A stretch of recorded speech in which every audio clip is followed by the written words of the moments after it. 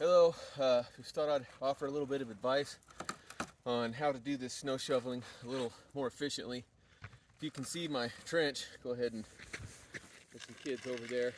I don't know how they keep showing up. If you want to dig a trench like I'm digging right now, there's a couple ways to do it. The main thing is you want to save your back, and really the best technique I've found thus far is as follows. Right here I'm at the end, so what I'm going to do is I'm going to start with the reach of my shovel and take off a couple layers and just throw them to the side like so. Okay, this requires no bending of the back whatsoever. The snow's so high.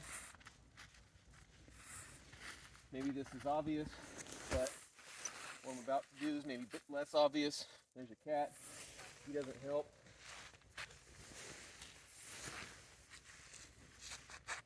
So now it's kind of like that. Then what I want to kind of do, I want to kind of try to dig in, but away from me. Then I'm just going to pull it back like this, so I'm not lifting.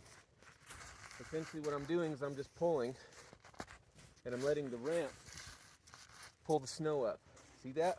That way I'm not lifting at my back. I got this ramp in front of me. Now what's going to happen here is it's going to get too far. So what I'll do is I'm just going to lower the ramp a little bit. That's going to take a couple shovels. Then I can go back to the same technique. Just like this. Now if you're a physics guy, what I'm using is something called mechanical advantage, where I'm exerting the same amount of force, but I'm doing over at a greater distance. Thereby the energy I'm using is the same, but I have to use less force. So see, I'm just kind of having it sit on top of this little mound like that. And I'm doing this with one hand. See, I'm pulling all that snow with one hand. And I'm not getting worn out. I'm not having to bend my back down. So once again, it's gotten a little high. So knock down the ramp. Do it again. Just like that.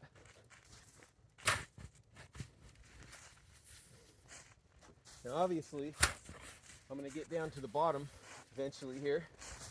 And then I'm just going to have this little ramp in front of me. At which time, we'll shovel it out of the way and you start again. But I just want to kind of show you guys how this goes to completion.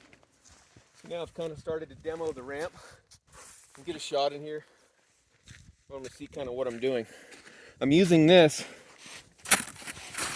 essentially, and I'm just pulling it up like this. It's doing all the lifting, so I'm not having to strain my back and crank. All right, well, that's pretty much the bottom.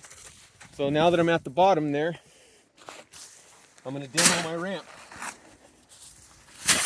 So obviously you're going to have to do some lifting, but if you look at how far I got and how much I got cut out of there, it's really worth it.